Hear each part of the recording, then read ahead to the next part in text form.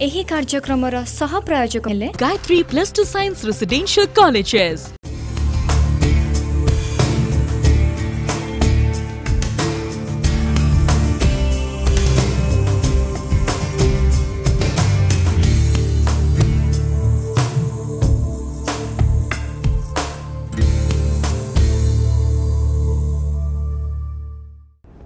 नमस्कार, भाग्यदर्पण कार्यक्रम में आपण मानक स्वागत। आज आम गहन उपस्थित अच्छा ज्योतिर्विद डॉक्टर भवानी शंकर महापात्र सार। आसंता स्वागत करवा। नमस्कार, आम कार्यक्रम में आपको स्वागत करुच्ची। नमस्कार, जय जगन्नाथ। सर, आम समस्ते जाचु जे साधारणतः कह जाए भी जे मैरिज सब बड़े स्वर्ग ही तैयारी होता है, भगवान ही तैयारी करती। तेबे केते क्षेत्र में आम देखु जे आम सोसाइटी लव मैरिज भी होता है, किसी क्षेत्र में अरेंज मैरिज होता है। तेबे केमती जानिबा जनकर लव मैरिज हम सर? निश्चय पचार पचार बहुत सुंदर प्रश्न टे पचारि। प्राय पुओ झील से माने जानिया पई चाहंती, तांकर पितामाता अभिभावक मध्य मो पाखु आसंती एवं पचारती आम पुओ बा झीर लव मैरिज हेबो ना अरेंज मैरिज हेबो। तो अरेंज मैरिज तो पिला जदि सहमति हुए अरेंज मैरिज पई तो मन को जना पड़ अरेंज हेबो। तेबे लव मैरिज हेबो कि नहीं या बहुत बड़ प्रश्न थाए। एवं लव लाइफ बा मैरिज लाइफ सक्सेसफुल हम कि नहीं, से लव हो कि अरेंज हो, मैरिटल लाइफ सक्सेसफुल हम कि नहीं, या मन में बहुत गुटे कौतूहल थाए, आशा थाए। जन्म जातक बा जन्म कुंडली रे लग्नर सप्तम भाव हूँ विवाहर भाव। सप्तमाधिपति हूँ विवाहर अधिपति। सप्तमाधिपति जदि शनि दृष्टि थांती, सप्तम स्थान रे जदि मंगल शनि एकत्र रही जाई थांती एवं शुक्र यदि तार केन्द्र रे थाए, एपरि स्थिति रे अर्थात मंगल शनि रो केन्द्र रे थाए, अर्थात दशम रे लग्न दशम रे अर्थात मंगल शनि ठार चतुर्थ रे किंबा लग्न चतुर्थ थाए, ताले लव मैरिज हबार यथेष्ट संभावना रही थाए। शुक्र होचंती वैवाहिक जीवन रो कारक, विवाह सुखर कारक, दाम्पत्य सुखर कारक। जदि शुक्र मंगल सहित युक्त होई शनि को दृष्टि थांती, शनि शुक्र जदि जातक एकत्र थांती, जदि शुक्र सप्तमाधिपति सहित युक्त बृहस्पति बा गुरु दृष्टि थांती, ताहले मध्य पुओ होंतु बा झियो होंतु डेफिनेटली से लव मैरिज करती। शास्त्र कहे नाना जाति वधु संगी कामेशो शनि वीक्षिते भृगुणा शनि संतुष्टे गांधर्व विवाह जायते नरह। गंधर्व माने जेमती विवाह करती, ठीक से ही जदि शनि शुक्र एकाठी थांती, मंगल शुक्र एकाठी थांती, सप्तमाधिपति को शनि देखुए, ताहले मनुष्य मध्य बा से पुओ बा झियो मध्य एभली जगरे लव मैरिज करथाय।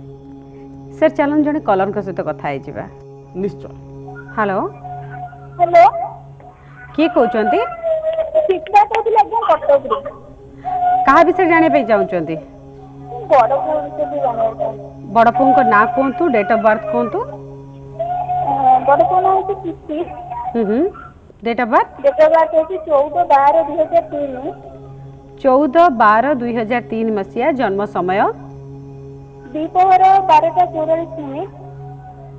12:44 दीपहर। आज्ञा आज्ञा। अच्छा, जन्म स्थान कहतु? जैसे कौन आपण जाने पे चाहउचंती? पाठ पढ़ा पढ़ी टी अमन होती तार केबे केबे भल समय आसले तो मैडम कहते सर 2020 मसीह मेट्रिक परीक्षा तो 2020 मसीह बेलू तार समय केमी चलती, रिजल्ट केमती कर से कौ लाइन में जीव। ठीक अच्छे, सार को बुझी ना। सार कौन कहते? हेलो सर, नमस्कार। नमस्कार। एबे पिला को क्लास रे पढुची? स्टैंडर्ड 8 रे पढुची। 8 क्लास रे पढुची। अच्छा, से 2020 मसीह मेट्रिक परीक्षा दबो, सेति पय आपण चिंतित? पढ़ा रे जमा मन देउनी। अच्छा अच्छा। तो जातो जा हम देखुची अश्लेषा नक्षत्र एवं कर्कट राशि 9/4 एवं जन्म लग्न होची जातक रे मीन लग्न। मीन लग्न एवं कर्कट राशि रे पिला जन्म ग्रहण करियछि। जातक रो जा हम देखुची लग्न रे मंगल, चतुर्थ रे शनि। जेहेतु मंगलंकर दृष्टि चतुर्थ भाव विद्या भाव प्रति रही एवं शनि जी कि व्ययाधिपति, व्यय अर्थ गोटे खर्चर अधिपति, व्ययर अधिपति, से चतुर्थ विद्या स्थान रही। तेणु पिला आद पढ़ापढ़ी करूना बा पढ़ाई ता मन में आद आग्रह ना। जातक जहाँ देखुची प्रति कथार विरक्त हवा सहित दुस्साहसिक पदक्षेप नेब, बेले बेले ଡିଆଁଡୁଇଁ କରିବ, ପାଣିରେ ପହଁରିବ, ତା ସହିତ ଆପଣଙ୍କର ଗଛ ଚଢ଼ିଯିବ, ପାହାଡ଼ ଚଢ଼ିଯିବ, ଏଭଳି ଦୁଃସାହସିକ ପଦକ୍ଷେପ ସେ ବେଳେବେଳେ ନେବ ଏବଂ ବହୁତ ବିରକ୍ତକର ସ୍ୱଭାବ ରହିବ। ଟିକେ କ'ଣ କହିଲେ ହଠାତ୍ ସେ ରିପ୍ଲାଏ ଦେଇଦେବ, ରାଗିଯିବ, ଏଭଳି ସ୍ଥିତି ମୁଁ ଜାତକରେ ଦେଖୁଛି। ବିଦ୍ୟାଯୋଗ ଯଦି ଦେଖିବା ଏ ପିଲାର ମ୍ୟାଟ୍ରିକ୍ ପର୍ଯ୍ୟନ୍ତ ବିଶେଷ ଭଲ ନାହିଁ বা ମ୍ୟାଟ୍ରିକ୍ରେ ମଧ୍ୟ ଆଶାନୁରୂପକ ରେଜଲ୍ଟ କରିବ ଏ କଥା ଚିନ୍ତା କରିବା ଭୁଲ। ତେବେ +2 ପରଠାରୁ ହୁଏତ ତାର ଜ୍ଞାନରେ କିଛି ପରିବର୍ତ୍ତନ ହେବ ବା ତାର ଦୂରଦୃଷ୍ଟି ଆସିବ। +2 ପରଠାରୁ କିଛି ମାତ୍ରାରେ ଶୁଭଫଳ ପାଇପାରିବ। ତାର କାରଣ +2ର ଅଧିପତି ବା କର୍ମ ଉପଯୋଗୀ ବିଦ୍ୟାର ଅଧିପତି ଯିଏକି ଚନ୍ଦ୍ର 5th ଲର୍ଡ, ସେ 5th ହାଉସ୍ରେ ଓନ୍ ହାଉସ୍ରେ ନିଜ ଘରେ ଅଛି। ଯେହେତୁ ପଞ୍ଚମାଧିପତି ପଞ୍ଚମରେ ସଗୃହୀ ଅଛି, ତେଣୁ ଉଚ୍ଚ ବିଦ୍ୟା ତାର ଭଲ ହେବ বা ଭବିଷ୍ୟତକୁ ଯେଉଁ ଲାଇନ୍ରେ ପିଲା ଯିବ ସେ ଲାଇନ୍ରେ ସେ ସଫଳତା ପାଇବ, ସେ କ୍ୟାରିୟରରେ ସେ ସଫଳତା ପାଇବ ଯେଉଁ ଲାଇନ୍ରେ କ୍ୟାରିୟର କରିବ। କିନ୍ତୁ ମ୍ୟାଟ୍ରିକ୍ ପର୍ଯ୍ୟନ୍ତ ରେଜଲ୍ଟ ତାର ବିଶେଷ ଭଲ ରହିବ ନାହିଁ। ଯଦି ଜାତକ ଦେଖାଯାଏ ତାହେଲେ ଆଇଟି ବା ସଫ୍ଟୱେୟାର ଫିଲ୍ଡ ପିଲା ପାଇଁ ବହୁତ ଭଲ ରହିଛି। এই ফিল্ডে যদি ভবিষ্যতକୁ ଯାଏ তাহলে পজিটিভলি সে শুভফল পাইপারিব। ଏହା ବ୍ୟତୀତ এগ্রিকলচর এন্ড রিসর্চ কিংবা ম্যানেজমেন্ট লাইনে ମଧ୍ୟ ক্যারিয়র କରିପାରିବ। ମୁଁ ଆଶା କରୁଛି ସାର୍ ଆପଣ ଯାହା ପ୍ରଶ୍ନ ପଚାରିଥିଲେ କେଉଁ ଲାଇନ୍ରେ ତାର କ୍ୟାରିୟର ହେବ, ରେଜଲ୍ଟ କେମିତି କରିବ, ସାର୍ଙ୍କଠୁ ଆପଣ ଉତ୍ତର ନିଶ୍ଚୟ ପାଇଥିବେ। ସାର୍ ଚାଲନ୍ତୁ ଆଉ ଜଣେ କଲରଙ୍କ ସହିତ କଥା ହେଇଯିବା। ନିଶ୍ଚୟ। ହ୍ୟାଲୋ ହ୍ୟାଲୋ, ନମସ୍କାର, କିଏ କହୁଛନ୍ତି? ନମସ୍ତେ, କିଏ କହୁଛନ୍ତି? ମୁଁ ଦୀପ୍ତି ରେଖା କୁମାରୀ କହୁଥିଲି। କାହା ବିଷୟରେ ଜାଣିବା ପାଇଁ ଚାହୁଁଛନ୍ତି? ମୁଁ ଭଉଣୀ ବିଷୟରେ ଜାଣିବା ପାଇଁ ଚାହୁଁଛି। ଆଚ୍ଛା, ଭଉଣୀଙ୍କ ନାଁ କୁହନ୍ତୁ, ଡେଟ୍ ଅଫ୍ ବାର୍ଥ କୁହନ୍ତୁ। ଭଉଣୀଙ୍କ ନାଁ ରଶ୍ମି ରେଖା କୁମାରୀ, ଡେଟ୍ ଅଫ୍ ବାର୍ଥ 17/6/1997, 17/6/1997 ମସିହା, ଜନ୍ମ ସମୟ ଜନ୍ମ ସମୟ 3:30 PM। ଆଚ୍ଛା, ଜନ୍ମ ସ୍ଥାନ କୁହନ୍ତୁ। ଜନ୍ମ ସ୍ଥାନ ଭବାନୀପାଟଣା। କ'ଣ ପ୍ରଶ୍ନ ରହିଛି? ଆଜ୍ଞା, ତା ଦେହ ପା ଟିକେ ଭଲ ରହୁନି, ତା ପଢାପଢି କେମିତି ହେବ, ତା ବିବାହ ସବୁ ଟିକେ ଜାଣିବାର ଅଛି। କ'ଣ ପଢୁଛନ୍ତି ସେ? ତାର ଏବେ ଗ୍ରାଜୁଏସନ ସରିଛି ମ୍ୟାମ୍ ତାର। ଆଚ୍ଛା, ଠିକ୍ ଅଛି, ଆମେ ବୁଝିନେବା ସାର୍ କ'ଣ କହୁଛନ୍ତି। ହ୍ୟାଲୋ, ହଁ ସାର୍ ନମସ୍ତେ। ଆଚ୍ଛା, 3:30 ସକାଳ ନା ସନ୍ଧ୍ୟା? ଆଜ୍ଞା PM। PM, ଆଚ୍ଛା, ଆଫ୍ଟରନୁନରେ। ଆଚ୍ଛା, ଠିକ୍ ଅଛି। କ'ଣ ପ୍ରଶ୍ନ ଅଛି ଭଉଣୀ ବିଷୟରେ? ଆଜ୍ଞା, ତା ଦେହ ଟିକେ ଭଲ ରହୁନି, ଆଚ୍ଛା, ଆଉ ତାର ବିବାହ ସେମିତି ସବୁ କିଛି। ଏ ବିଷୟରେ ଜାଣିବାକୁ ଚାହୁଁଛନ୍ତି। ଭଉଣୀର ହେଉଛି ସ୍ୱାତି ନକ୍ଷତ୍ର ଏବଂ ତୁଳା ରାଶି, 15/7। ଜନ୍ମ ଲଗ୍ନ ହେଉଛି ଜାତକରେ ତୁଳା ଲଗ୍ନ, ତୁଳା ରାଶି ଏବଂ ତୁଳା ଲଗ୍ନ, ସମରାଶି ସମଲଗ୍ନ, ଦେବତାଗଣ।